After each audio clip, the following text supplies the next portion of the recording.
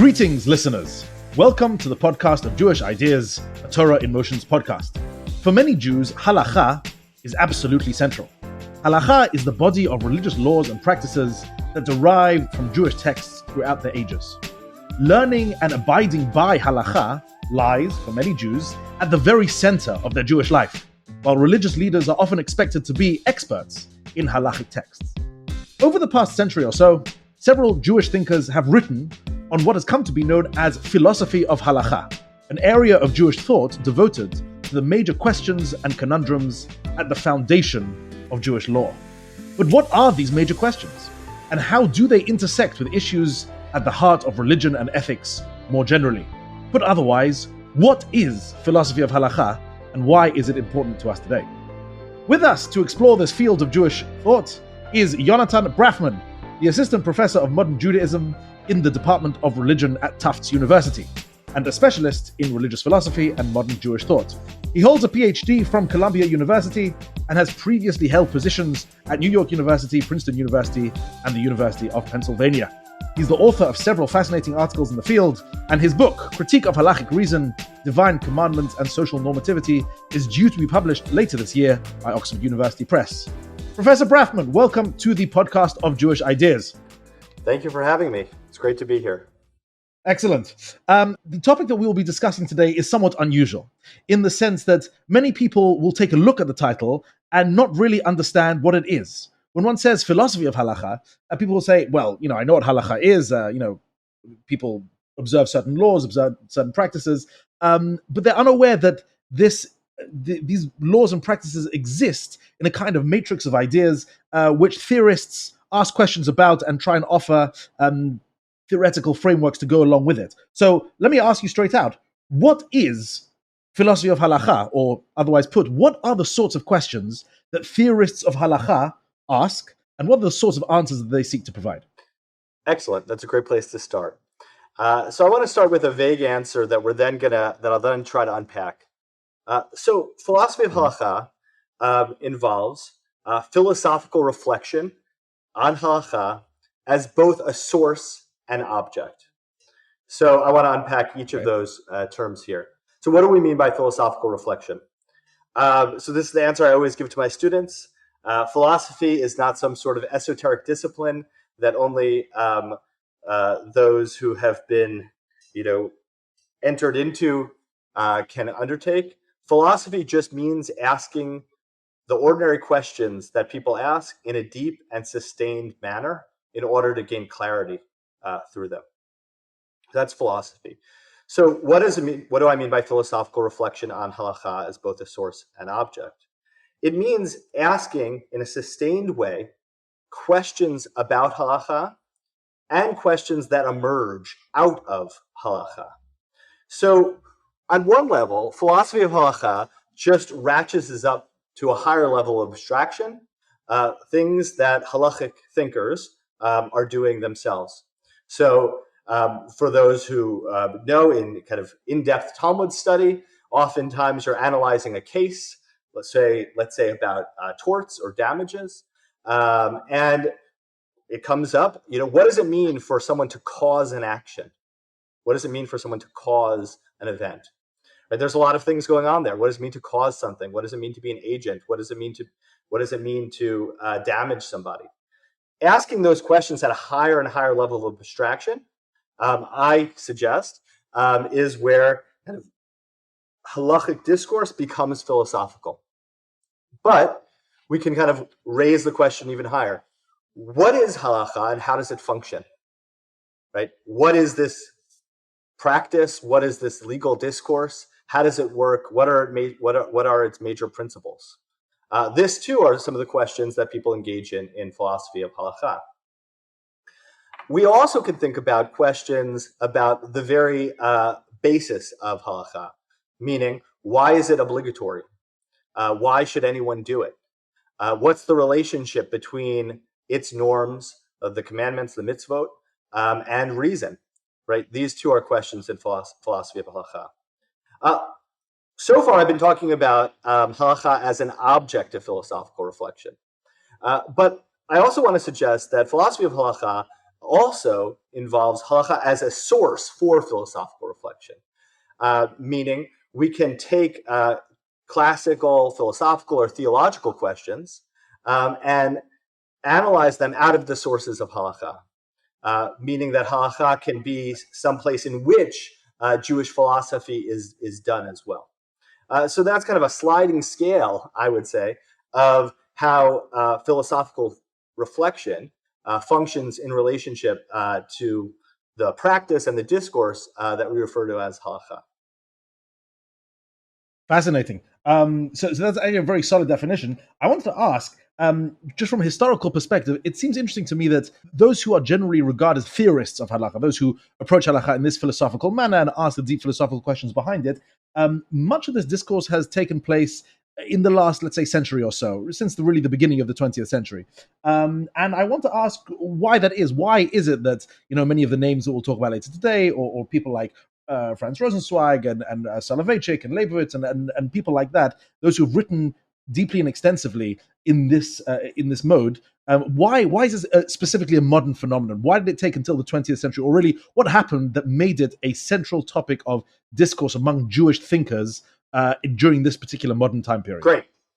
That's a great question. So I want to draw some contrasts, right? So in the medieval period, we have people discussing halakha, but it's in the context of a wider philosophical worldview, and as kind of a topic within that, right? So the Rambam, Moses Maimonides, right, has an account of the reasons for the commandments and how they function, right? But this is in the 3rd chapter of the Guide of the Perplexed, in the context of a discussion of God's wisdom, right? Yehuda Halevi discusses what halakha, how the mitzvot accomplish things, what they accomplish, but this is in the context of discussing what is the uniqueness of the Jewish people, right? So this is that halakha is featuring as a department or as a topic within a more encompassing philosophical or theological framework. So you're right to point out that something shifts because they don't have this kind of topic called the philosophy of halakha. I want to suggest that the major thing that happens, right, is political and social developments of Jewish modernity, where halakha as a practice is rendered problematic, right, because Jews are emancipated, they become members of, citizens-ish, and then ultimately citizens of modern states.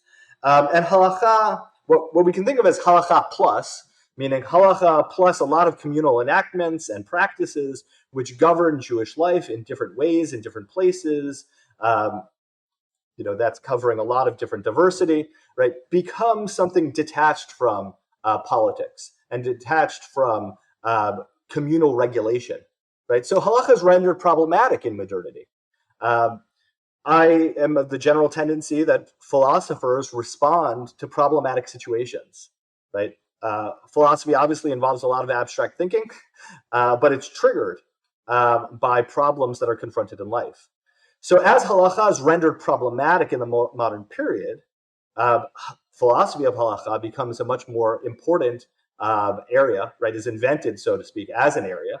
And so questions that might have been dealt with under a separate, as a department within a more encompassing whole, become an area of focus in their own right.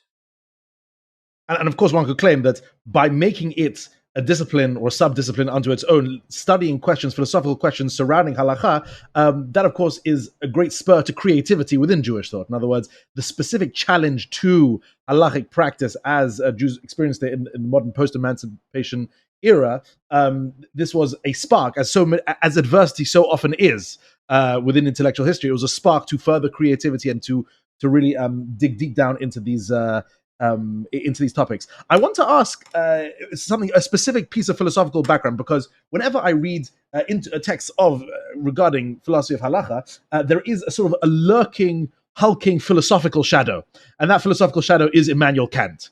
Immanuel Kant being the great late 18th century philosopher of the Enlightenment, and arguably, or maybe not even arguably, by general consensus, perhaps the most important philosopher of the modern period, really a revolutionary philosopher in many ways. And it seems that many of the theorists of halakha write in response to Kant or based upon the kind of shifts in worldview precipitated by the writings of Immanuel Kant. So if you could you provide us a little bit of the slightly more dry philosophical background? What is the challenge placed before theorists of religion and Jewish theorists in particular by Immanuel Kant, and how do they seek to try and grapple with it? Excellent. Right, so I agree. Kant is definitive for modern philosophy. Robert Brandom, the philosopher, called him, repurposing other literary tropes, the great gray mother of us all, in the sense that philosophy in the modern period is in the wake of questions that are raised, if not the answers given by Kant. And so one of the most important distinctions that Kant makes for our purposes is that between autonomy and heteronomy. So let's just unpack these words literally and then think about their wider implications. So autonomy means to give oneself law. Heteronomy means kind of the other imposing law. Autonomos, heteronomos. For Kant, for actions to be attributed to an agent and to have moral value and even to be binding morally, it must stem from autonomy. It must be self-legislated in a certain way. It's something that the agent, the individual, needs to impose upon themselves. Any other norm or law that a person does based on the dictates of another person, or even based, for Kant, on their own desires, is an example of heteronomy. And those actions lack moral worth. And even, in some places he suggests aren't even attributable to the agent. So what does this have to do with halakha? It has to do with how we tend to think about religious law. Religious law seems to be a paradigm example of heteronomy, right? A law given by the other with a capital O, that's to say God, or a religious tradition, and imposed on the individual. All right, so halakha becomes kind of, one could, and even in Kant's writings, though he didn't know that much about halakha, right? Judaism is kind of an expression of heteronomy, and that's juxtaposed to the moral law in Kant's view, which is self-legislated and is an expression of autonomy.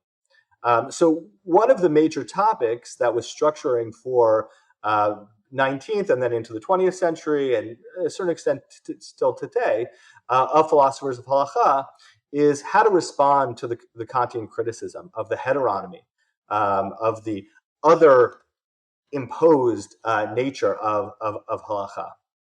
It's interesting. So essentially the Kantian critique, and again, correct me if I've got this wrong, is something along the lines that if someone else is forcing you to do it, well, then what value does it have? It's not you who's doing it. You are simply the end product of let's say, a chain of decision making that's come before you. You're simply the sort of automaton who does the thing, but actually any meaningful moral action has been taken before you by those who instruct you to do it. And whereas anything really meaningful has to come from the, let's say, the rational processes of the individual, essentially. Yeah, for sure. And just to sharpen this critique, right, for Kant, this is true even if the thing that you're doing is good, right? If you give charity, right, which Kant is, let's presume that's a moral action, but you do it because you're being forced to do it, either kind of because someone's telling you to do it or someone's making you do it, right? That action lacks moral worth, right? Whereas, as you point out, right, it must come from the individual's self-legislation. It must be something that they, through an exercise of their own rationality and freedom, undertake for it to be morally valuable. Of course, this position by Kant posits a very robust notion of, let's say, individual rationality, individual freedom, which presumably not everyone would subscribe to. Yeah, but and let's be careful here, right? For Kant, Kant is a forerunner, but not a existentialist, right? For Kant, this is kind of a universal form of reason that individuals undertake, and what's generated from that is a universalistic morality. Versus kind of existentialist themes that are picked up later, where it's kind of the individual's decision to do whatever they want. This is important for two reasons. Firstly, just in terms of Kant's view, but also because of the difficulties it causes for philosophy of halakha, right? Because halakha, according to its own logic, right, is not universalistic, right? It is a system of norms, for the most part, that applies to a particular people and imposes duties on them, right? So the autonomy, and let's call them the autonomy criticism and the universalism criticism, are, for Kant, two sides of the same coin, right? So philosophers of halakha need to counter the criticism that that halakha is heteronymous. They also need to make sense of the particularity of the Jewish tradition. Right. It is, of course, it was part of the Enlightenment critique in general of Judaism that it was parochial, it was petty. It only applied to a very specific people and imposed certain specific conditions. And because it didn't apply universally across the board, that was it was a lacking. It was something that undermined its own credibility. Yes. Yeah. So I want to move on slightly to a very big topic within philosophy of halakha before getting into specifics, which is the consideration of ethics, and that much ink has been shed on the question of, or the interaction, the encounter between ethics and the halakhic system. And so could you maybe enlighten us a little bit? What are the sorts of conundrums in this encounter that theorists of halakha confront and seek to resolve? Great. Right, I want to start with a very concrete issue. Then I want to move on to kind of two very simple ways to solve them, and then kind of we can gesture at least towards some of the complexities that maybe we'll tease out. The basic question is, the question that gets things started is, what do we do with halachot, with halakhic rules, instantiations of mitzvot, of commandments, that seem to conflict with our moral intuitions, right, with what we think morality prescribes. Right, so we could get a paradigm example, because it's discussed from the Talmud onwards, though not in that terms, is the issue of mamzerut, of halakhic bastardy. Right, so the child of an illicit affair, according to halakha, right, is barred, is a mamzer, is a bastard, and is barred from marrying other most Jews, let's say. This is the result of an action that their parents did. So how is it ethical? How is it moral that this person is being punished for something that they, had no role in? Right. So here's an example. I would point out that, of course, such a question is a question very much a modern ethical question. In other words, if you went back to previous centuries, presumably they wouldn't see this as an ethical conundrum because collective guilt and collective responsibility was much more accepted, let's say. Yeah, so stated in those terms, yes. But the reason I wanted to bring it up is because it's about the terms in which we state it. Because, of course, the classical rabbis struggled with this issue as well, and described God as heeding the cry of the mamzer, which is an interesting, meaning the ways in which questions are set, right? Even if we have a similar question, is super important, right?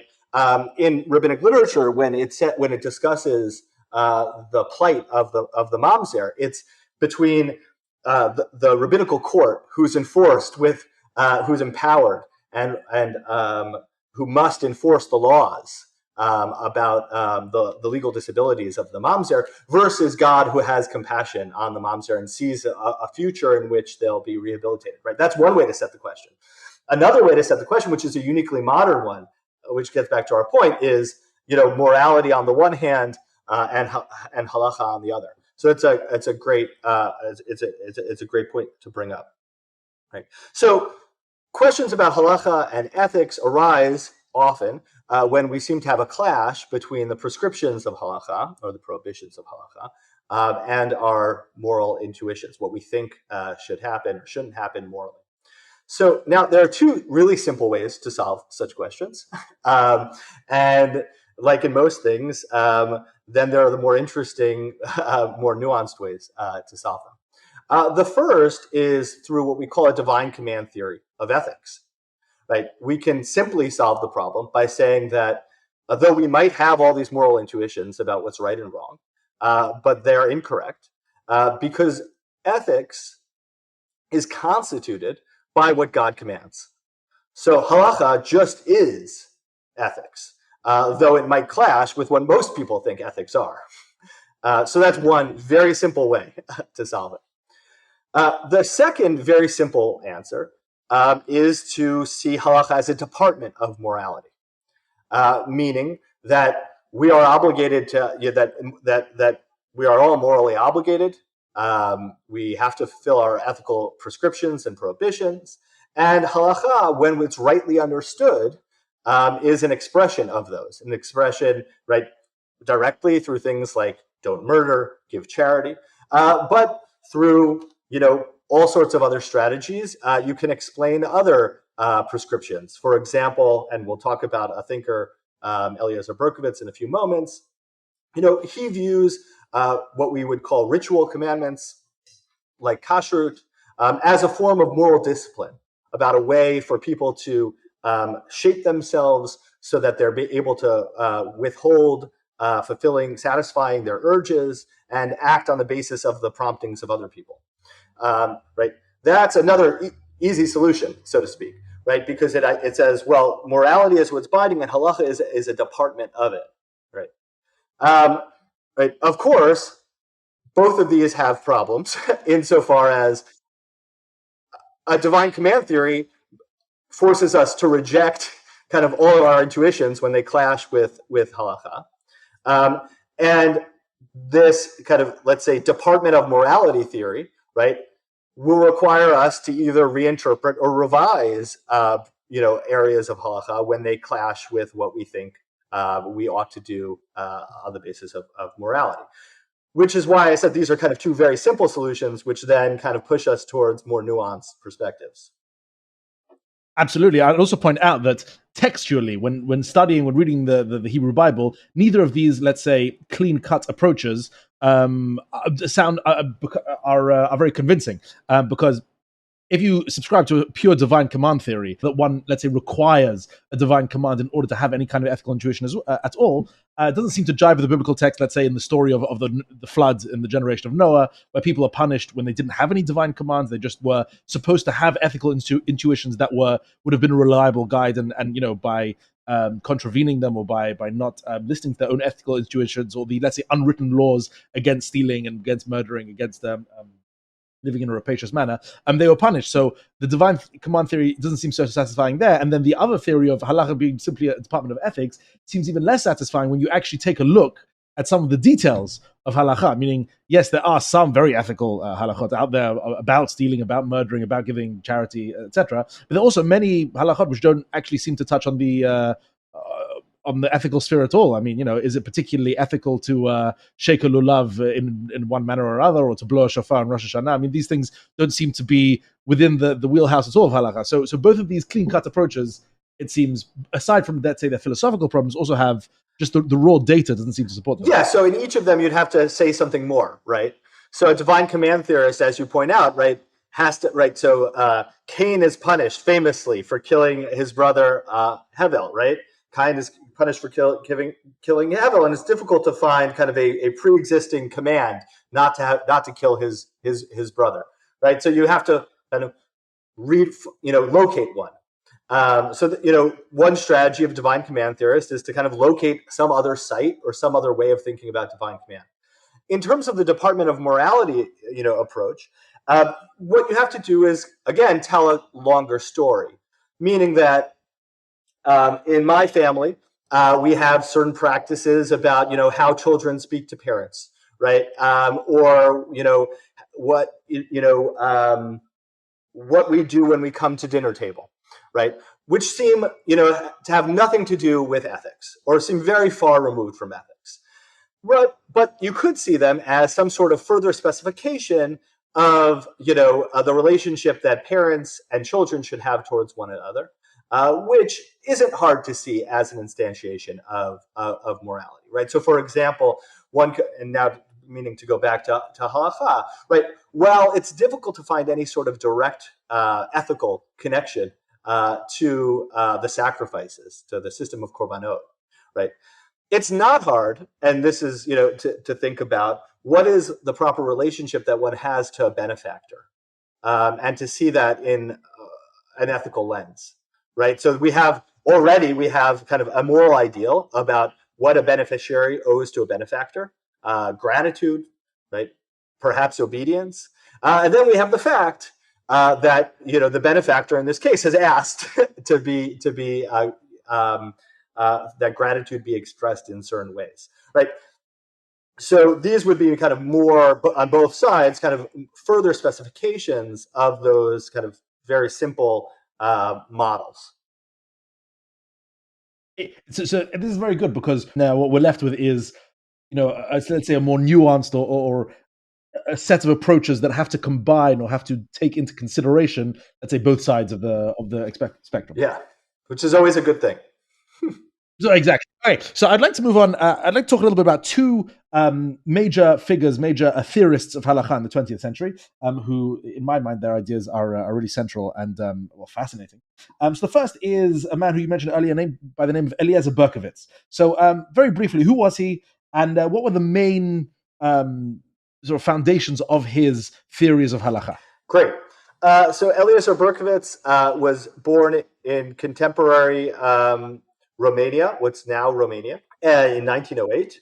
And he was educated first at the Yeshiva Pressburg, originally the Chatam Sofer's yeshiva, by one of his descendants, Akiva Glasner, before then moving on to Berlin, where he studied at the Hildesheimer Rabbinical Seminary under Yeshayahu Weinberg, where he was a close disciple of Yeshayahu Weinberg, who was a decisor, who wrote a book of responsa, the Srida Eish. At the same time, he undertook a dissertation at the University of Berlin on Hume's thought, Hume and deism, which influenced his thinking. We could talk more about that if you want later.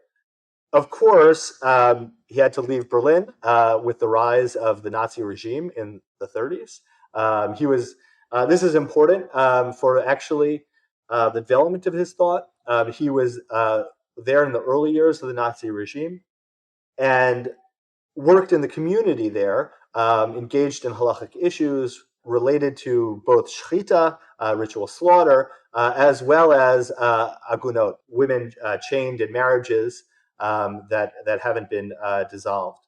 He eventually left Berlin, and we bounced around a little bit in various places, Leeds, Sydney, Chicago for a while, before moving to Israel ultimately.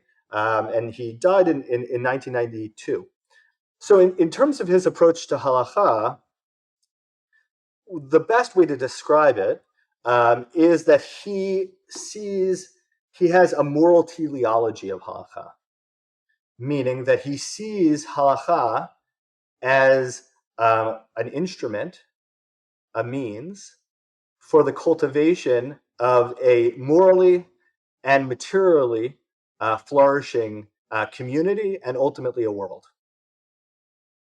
So I put a lot out there. We can unpack various features of it. Yes, I was going to say, so essentially in his eyes, correct me if I'm wrong again, is that halakha, as it's given to the Jewish people, is not an end in and of itself. Rather, it is a means in order to achieve a certain type of individual life and a certain type of communal life, which is, let's say, ethically superior, ethically refined. Ethically ideal. Ethically ideal. Yes. Okay, even better. Yeah. Yes. Berkovits wrote several works, and he wrote "Not in Heaven: The Nature and Function of Halakha," which is his English language manifesto. He also wrote a Hebrew language book, Halakha, Kocha v'Tafkida, which is a more scholarly discussion of the same issues. He also wrote a biblical theology, which was kind of not a very prevalent thing to do amongst Orthodox thinkers in the 20th century, called Man and God. Heavens, who writes theology these days? And it's important to situate his philosophy of halakha within this wider framework, because that is really how he sees it oriented. For Berkovits, the purpose of the world is to realize righteousness in materiality. That's God's role. That's God's goal, rather, in creating the world. And the role of the Jewish people is to instantiate righteousness both in their own lives and then in their collective lives, so that righteousness ultimately comes to encompass the world. And halakha is the mechanism or the means for doing that. So therefore, what would he say to those who would point to, let's say, a detail in halakha and say that doesn't seem very ethical to me? Let's say the mamzerut or something like that. What were the kinds of approaches that he would undertake in order to resolve this? Because again, in his eyes, halakha is about realizing ethics. They are in fact one and the same system. So how would he deal with potential conflict? Great, excellent. Right. So there's a few points to identify here. Firstly, Berkovits thinks that the origin, that the way we know what is moral, kind of first and foremost, is not kind of something entirely separate from the Torah. He thinks that the Torah lays down for us the principles of ethics. They become obligatory to us through God's command, but they're not always kind of fully realized. Berkovits is a very historical thinker. This is something that he takes from the Rambam, from Maimonides. He thinks that the goal of the Torah is realized through history. And so it is alongside the Torah Shebachtav, the written Torah, we have the Torah Sheba'al Peh, the oral Torah. And the purpose of the oral Torah is to make sure that the mitzvot are instantiated under changing circumstances in order to realize the moral ideal. And that means that rabbinic interpretation plays a crucial role for him. And I want to just call back to something we mentioned before, right? The heteronomy, autonomy question. For Berkovits, this practice of the oral Torah, of the implementation of halakha, is the way in which heteronomous law, command of God, is rendered autonomous, the creation of human beings. That it's through human beings implementing, determining, interpreting, and applying the mitzvot, right? And all of that is what he calls halakha, that the heteronomy of the divine command is answered by the autonomy of human reason. So in his eyes, therefore, autonomy means, I suppose, a kind of collective autonomy, because, of course, not every individual, at least according to classic Jewish thought, not every individual can decide halakha for themselves. It has there is an aristocracy of decision making in terms of, let's say, rabbinic experts who make that decision. So I suppose any autonomy would be collective in the sense that the Jewish people have the autonomy together through the organ of rabbinic decisions to mold halakha in such a way that would conform to an ethical, for sure, certainly, right? Ideal. Yeah, it's not. It's and his thought, as I kind of mentioned, right, has a collective vision, right? So individuals just deciding what they think is right halachically and then acting it out, right? There might be kind of problems, additional problems with that, but it also doesn't accomplish the goal that he's envisioning, which is morally and materially flourishing community and ultimately world. So going back to the categories you posited earlier, he's sort of a divine command theorist, but also not. Yes. I don't know how else to put that. He falls somewhere in that spectrum of the ethics ultimately do come from divine command, but are mediated, say, through human action? Yeah, so let me just spell things out, and I'll try to define my terms. And if I don't do a good job, you can ask me to follow up. So if we wanted to further specify Berkovits' view, his view is called a modified divine command theory. So what does it mean to be a modified divine command theorist? Right? There are all sorts of normative properties. Right? Normative properties are things like goodness, badness, wrongness, rightness. Right? An unmodified divine command theorist is someone that says all of those things, any normative property, is constituted by God's will. Right? What's right, what's wrong, what's good, what's bad, all of these things are just whatever God says that they are. Now, there are lots of objections to philosophical and theological objections to such a view. In response to it, various thinkers, like the Christian thinker Robert Mary Hugh Adams, and I want to suggest Eliezer Berkovits, develop a modified divine command theory, which says that certain normative properties are constituted by the divine command, by God's command, and certain of them aren't. Berkovits thinks that values are not constituted by divine command, that they're just kind of ontologically existing or real. For him, that's the value of righteousness. Righteousness, as he writes in God, A Man in God, is an ontological principle. It's right. Yeah. A principle that exists out there regardless of whether or not anyone notices it or decides upon it, or it is something that has its own reality. Yes. Would that be a good? That would be a good definition. And of course, because God is the most perfect being, God is exceedingly righteous. But Berkovits points out that the fact that something is valuable doesn't make it obligatory in any straightforward way for anyone to promote it, to act on it. And so it's the divine command that takes this highest value, summum bonum of tzedek or righteousness, and makes it obligatory on the human being to pursue it and to realize it in the world. So that's the ways in which he's kind of a divine command theorist and kind of not a divine command theorist, meaning that righteousness is a real value. It exists independent of anyone's commanding of it or not. But the reason it becomes obligatory for human beings to pursue it is because God's commanded it. Right. So, however, true that God has commanded this, but according to Berkovits, then the rabbis or halakhic decisives across the generations seem to be imbued with a tremendous amount of power, which seems to be the thesis of his book Halakha, Kocha v'Tafkida, that they have the power essentially to, because they know what the principles of righteousness are, let's say by reading the Torah, they have the ability to make quite significant changes to the halakhic system in order to, let's say, I don't know, instantiate the initial principles of righteousness. Is that how that good way of putting it? That's a great way of putting it. Yeah. Right. Interesting. And I think that was, I mean, to the extent that Berkovits' work, precipitated some kind of controversy. It was on that, wasn't it? That he was suggesting that significant changes of halakha can and should be made. Yes. So, as you point out, halakha, kocha v'tafkida, and various other of his works, right, are not individualistic, as you pointed out before, but that what they are trying to do is to empower contemporary rabbis and rabbinical court, bati din, in relationship to precedent. Interesting.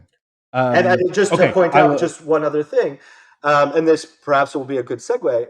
For Berkovits, one of the events that requires the most halakhic creativity is the establishment of the state of Israel. Because, and this connects with points that I've made before, right? The establishment of the state of Israel enables, and here I'm paraphrasing from him, the return of halakha from exile. Not just that the Jewish people are in exile, but halakha was exiled, according to Berkovits, into literature during the diaspora. Now it can have this task for shaping on an independent Jewish community and can have kind of a full run of what it's supposed to do.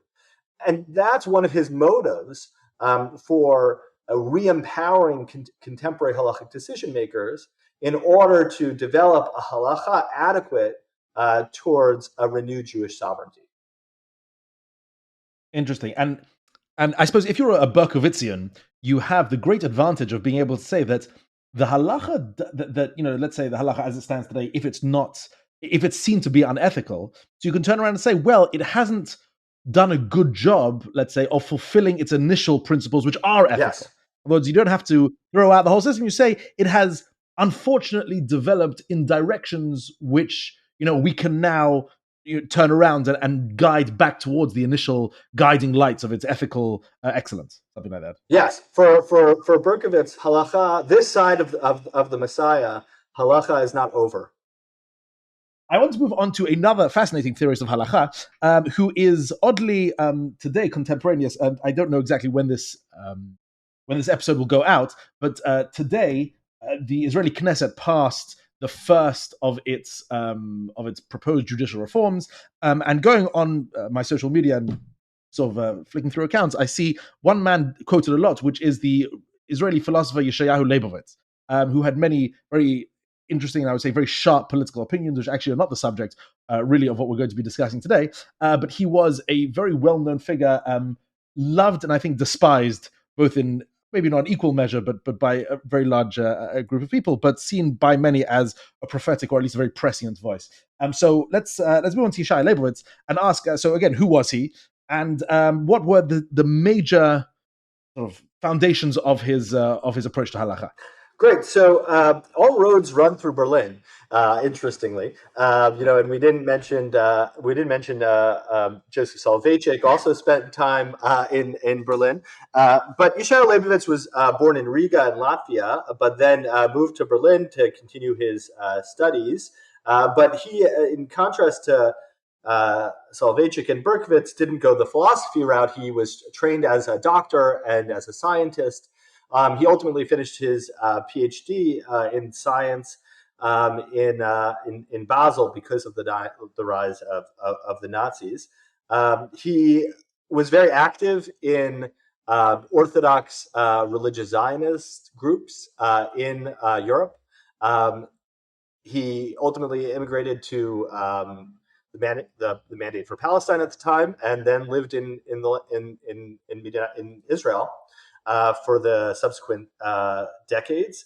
As you point out, being a kind of a very popular or notorious public intellectual, but earning his day job as a professor of science, the history of science, philosophy of science at the Hebrew University, and also lived into the 1990s.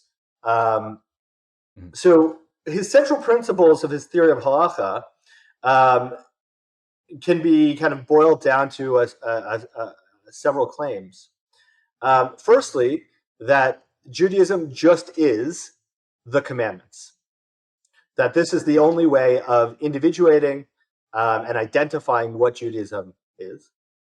That the meaning of the commandments are worship of God, or avodat Hashem, service or worship of God. And that this must be the intention of the individual when they perform the commandments, that they must perform them with the intention of worship of God. And he applies this further to the activity of halakha, meaning that halakhic decisors and communities, the way in which we know whether their changes to halakha are legitimate or not is whether they're done with the intention of worship of God or with some other intention.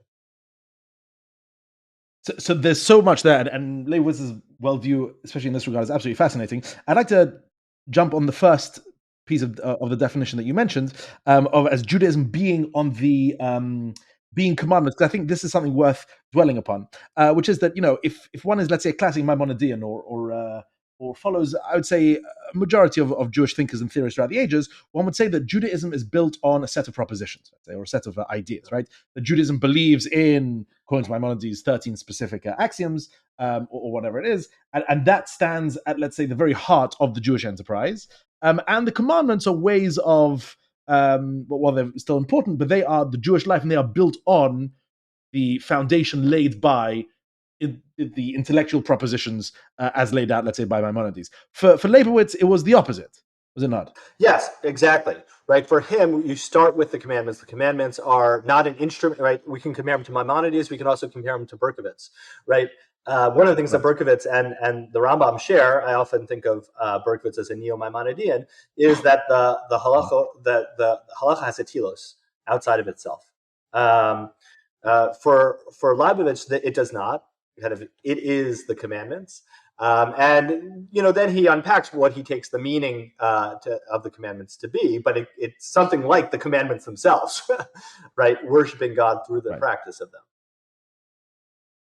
Interesting, and yes, of course, this is fascinating to me as let's say a historian, aspiring historian of Judaism, which is that for Leibovitz, the problem specifically with Jewish philosophy or Jewish thought is that it's constantly changing. There is this element of the Judaism of Maimonides looks different from the Judaism of Halevi, which looks different from the Judaism of Yosef Albo and others. Whereas for him, halakha was this sort of stable Archimedean point, that this unmoved entity at the very heart of Judaism around which everything revolves, which is it's a very interesting claim at any rate.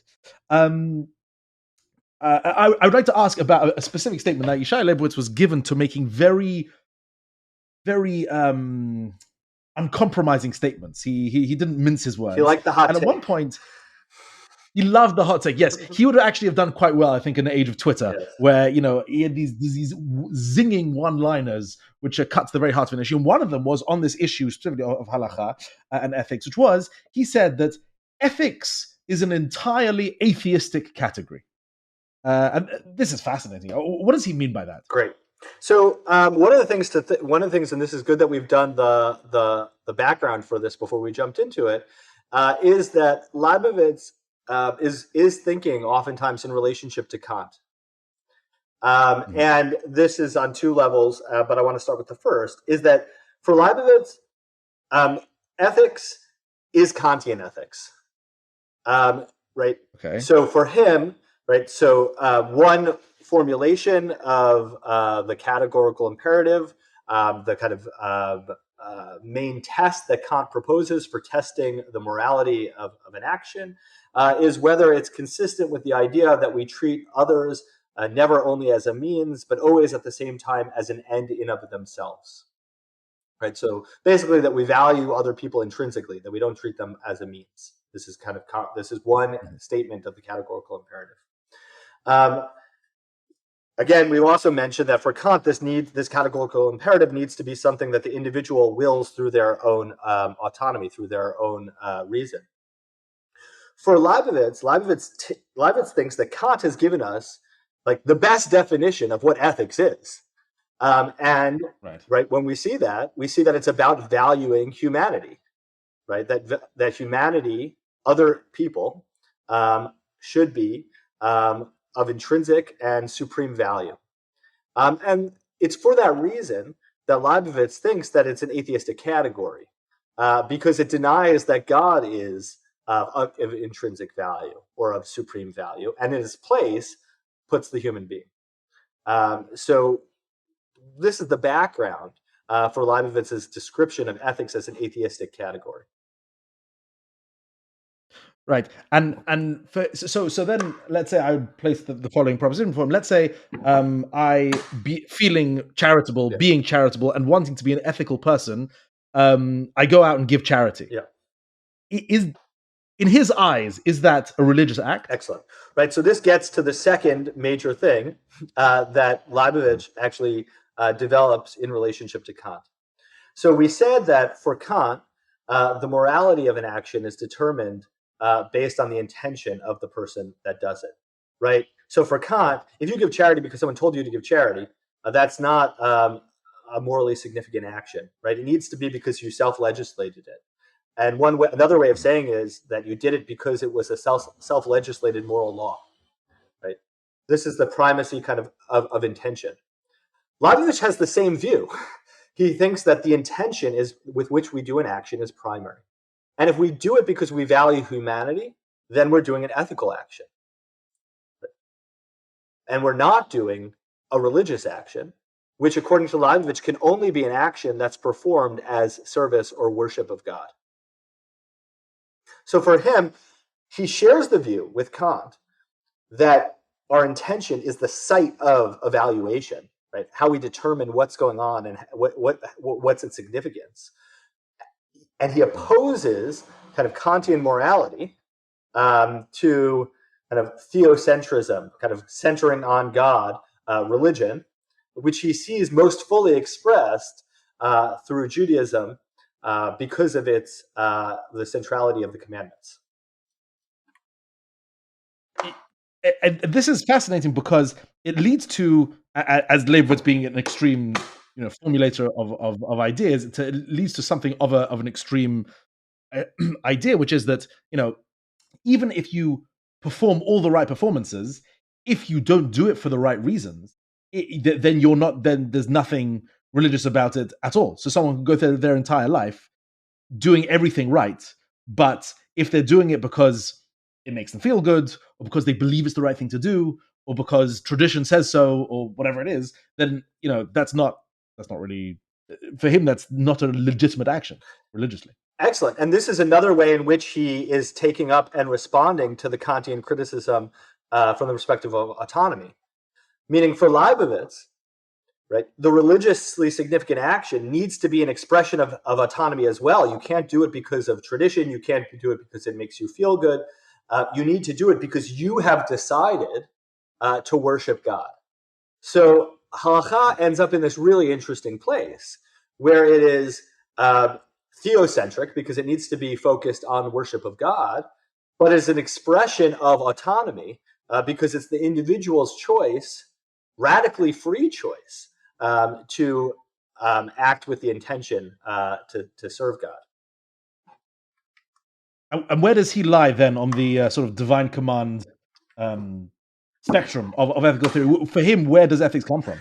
Yeah, so this is a point that is made by other people already, like Avi Sagi and Danny Statman. Berkovits is actually not a divine command theorist because he doesn't identify ethics and halakha. He actually thinks that there's a thing called ethics that is independent of God's command, and there's a thing called religion, mitzvot, commandments, halakha, and this just has its own value. And this is why he actually sees that there could be a possible clash between two real things called halakha and called ethics. Right? Whereas for a divine command theorist, there's no actual difficult question. There's only practically difficult questions for a divine command theorist. What did God command? And then how hard is it for me to squelch or to quash my own intuitions that are wrong in view of the divine command? For Berkovits, there are two separate values. There is a value called ethics, which involves valuing human beings and humanity. Then there's a value called religion, which is worship of God, right? And these things conflict with each other. You can have real conflicts between them. And there's, in fact, no way to adjudicate these questions. No way to adjudicate it based on reason. No way to adjudicate it based on revelation, right? It's the human being standing, and this is the moment for Leibovitz, it's the human being standing before, right, these incommensurable values, right, and making a choice between them. And so, right, so and Leibovitz might say that, or let me ask you the question. Would Leibovitz admit fully that there are, in fact, grave difficulties between ethics and halakha, and that the point of halakha is to throw out ethics? The point of halakha, in terms of its internal logic, yes, is to deny ethics, right? He focuses, and Ronit Ershai has lifted this up out of his thought and other people's, is the moment of the Akedah, right? The sacrifice of Isaac, right? This is kind of a paradigmatic moment for him. And so what does Leibovitz take from what is Leibovitz's take on the Akedah story, on the binding of Isaac? His take is that it is an expression of there is a conflict between ethics and God's command, and the religious act is to subordinate ethics to God's command. Fascinating. And so according to Leibovitz, what about the development, let's say, of halakha? Because surely he's aware that halakha isn't something static. And in the Berkovits system, so the idea of development of halakha works out very well because human beings are constantly, let's say, striving to make their actions conform to, let's say, the best ethical guidance available in the Torah. Whereas for Leibovitz, how does he see halakha as a purely static body of data which can't change, and does he deny the development, let's say, of halakha? So no, he also doesn't deny it, though he has a more difficult time accounting for the data. So for Leibovitz, right, as I mentioned before, not just the individual's practice of mitzvot needs to be guided by the intention to worship God, but also the decisions of rabbis and rabbinical courts. And this can actually license all sorts of changes, right? Because it actually doesn't give us a substantive constraint at all, right, on how halakha could change, so long as it's done with the intention of service of God or realizing a framework of service of God. It can license just about anything. And so Leibovitz was not a posek. He was not a rabbinic decizer, and he wrote very explicitly that he wasn't. But he actually wrote several essays where he advocated for certain halakhic changes. Also, and this is the segue that I mentioned before, also in view of the return of the Jewish people to sovereignty in the state of Israel. Concerned mainly with medical issues because of his, other profession as a scientist and as a doctor. He wrote about autopsies. He wrote about abortion, and he wrote about euthanasia. And in each of these cases, he actually wanted there to be revisions in the existing halakha. So he didn't see it as static, and he wanted there to be revisions that were commensurate with the Jewish people's return to sovereignty. But he sees the major principle that animates halakhic change, certainly not by some sort of moral telos. He would reject that entirely, Berkovitz's view, but rather so long as it's an expression of worship of God. I suppose one final question on Leibovitz is, it's not, let's say, a technical question, it's sort of a question that comes from a gut feeling, which is that it seems that Leibovitz is advocating for a form of Judaism where you're miserable constantly, where, why are you giving charity? Not because it's a good thing, but because you have to do it. Why do you help someone? Why do you keep Shabbat? Not because of any possible benefit, or not because of any possible, ethical excellence or even personal enjoyment or communal advancement or any. It has to always be for the very, very purest and most abstract of intentions. And again, it's hard to formulate the question, but did he really think that Judaism is feasible on those grounds? Yeah, so let me say two things about that. One more earnestly and one more tongue-in-cheek. Maybe answering your comment, your closing comment about Berkovits. So the more earnest one is that for Berkovits, this practice of halakha, both on an individual and on a collective level, involves the carving out of spaces in our lives that cannot be co-opted by other forces, whether economic, political, or cultural.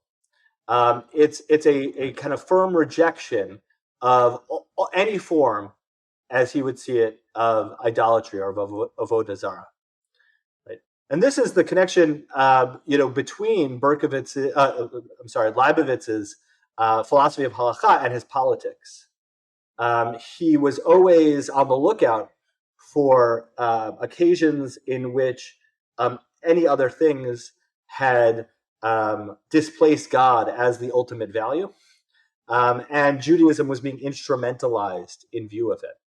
So for him, this focus on the intention of service of God on both the individual and the collective life, what it's trying to do is to carve out space, both kind of physical space and also mental space, that cannot be co-opted by anything else. So that's the earnest answer. The second answer is, there was a great article a while back by Danny Statman about Leibovitz's self-image and his reception. And, as we've kind of pointed out, Leibovitz always positioned himself as a radical. But what Statman points out is that actually Leibovitz's view is very conducive to a lot of modern forms of orthodoxy, right? Because by saying that Judaism is defined by halakha, and this involves the practice of the commandments with intention of worship God, you don't have to deal with any sort of theological questions or metaphysical questions. They're all off of the table. You can go and be a scientist or be an investment banker and do these things and have this in your mind. So here's the point. Insofar as this is a form of halakhic practice that is liable to make people miserable at the same time, what does it mean that it also might be one that is very conducive to contemporary forms of religious observance? And what does that mean for contemporary Judaism and its attempts to find sources of meaning alongside religious practice? Right. It's funny because your tongue-in-cheek answer, I think, there is a strong element of truth to that. And also, Leibovitz's position, at least to me, if you are a committed Leibovitzian, if you really believe that he's correct, so you would also believe that gets rid of the questions of religion and ethics, Yes. or of halakha and ethics, which is, I think, a question that bothers a lot of people. A lot of people open up the Tanakh, or open up halakhic books and see things that bother them ethically. If, like Leibovitz, you think the whole point of life is one grand akedah, one grand, sacrificing everything one has in order to just to serve God. So if you believe that and you take that as sort of the basic axiom of your religious life, then yes, the ethical questions do in fact disappear, which is an advantage in a way. Yes. I mean, right, but you are presented with this like moment of existential decision. Yes, and probably have to keep shoring up that particular belief of yours. Yes. Throughout life. So I want to ask one final question, which is sort of, I suppose, more of a personal question, which is just your own preference. Meaning, we've talked about Berkovits and his philosophy of halakha, and Leibovitz, and the two of them represent kind of opposite ends of a spectrum. And of course, there are others. You mentioned Soloveitchik, who we'll talk about at another episode, perhaps. What do you see as, in your mind, a basic foundation for a philosophy of halakha that allows for a profitable and feasible understanding both of the halakhic system and of a productive Jewish religious life? Yeah, so let me start on a very, very broad level. One of the reasons why I work in philosophy of halakha, why I've been attracted to it, is that I think that, and I kind of mentioned this earlier, that philosophy starts with individual and collective lived experience. It doesn't end there, but that's where it starts. So insofar as many Jewish communities and individuals, and I count myself among them, are enmeshed in halakha, but this seems to me to be the place to start philosophical reflection at all the levels that I mentioned at the outset, meaning that we are going to discover interesting philosophical concepts about causality, about agency through thinking about halakha.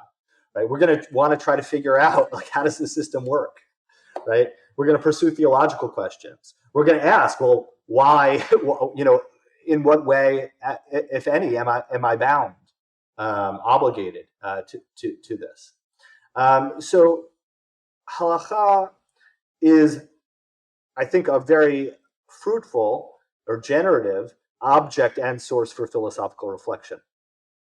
Now, I said that that's where reflection starts, but I don't think it's where it ends. I mentioned an element of Berkovitz's thinking that I described as neo-Maimonidean. In a very broad sense, I think that this is the most valuable and feasible framework for it, for thinking about halakha. Meaning, even if we begin with the commitment to its value, or even a practical commitment to living it out, it needs to be placed within a larger overarching framework, right? We need to make sense of our obligation to perform it. We need to understand how it needs to be interpreted, and it needs to point somewhere beyond itself. Rosenzweig, who you mentioned at the beginning, the top of the discussion, talked about the world of the law, the world of the halakha, one might gloss, right? Which he valued. But he talked about how a threat to Jews is that they can mistake the world of the law for the world. And that the world of the law needs to point beyond itself, not beyond itself in the sense that it's superseded, term, intentionally chosen, but rather because it is in reference to something larger than itself. Right, so we have various candidates for that. We have, right, starting with Maimonides, we have the idea of individual intellectual perfection and collective, kind of bodily flourishing. Right, we have something picked up by Berkovits about material and moral flourishing. That's not to sign on entirely to every element of Berkovitz's thought, but I think that if we could imagine halakha as teleologically oriented towards moral and material flourishing, both of the Jewish community and the world, that would be very theologically and halakhically significant. And I suppose this is the point where Leibovitz would come in and call you an idolater and a traitor and all the sorts of things he would call people who held that sort of view. Certainly, I mean, and the way to respond to that, and I should say, by the way, that I think that the thing that Berkovits leaves us with, which I think is a very valuable thing, is a sense in our kishkas, in our guts, that there might be avodah zarah out there. There might be idolatry out there that we don't know, that we haven't recognized yet, and that we should be very worried about this, right? At the same time, I think that he leaves us in a world, as I kind of mentioned, in which there is no reason, and this is a feature, as I've tried to impress, this is a feature, not a glitch of his view, in which there literally is no reason to engage in halakhic practice. There is no reason to abide by the commandments, right? It's just this radically free choice that has no basis in the nature of God, the nature of the world, or what's good for a human being. This is such a rich discussion, and I wish we had time for more. Unfortunately, here's where we'll have to leave it for today. Professor Brafman, I'm very grateful for coming on the podcast of Jewish Ideas, and I look forward to further discussion. This has been wonderful. Thanks for having me on the program.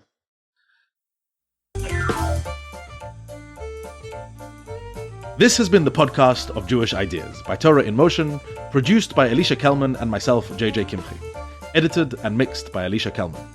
You can stay up to date by subscribing in your favorite podcast app. To support more thoughtful Jewish content like this, please visit torahinmotion.org/donate.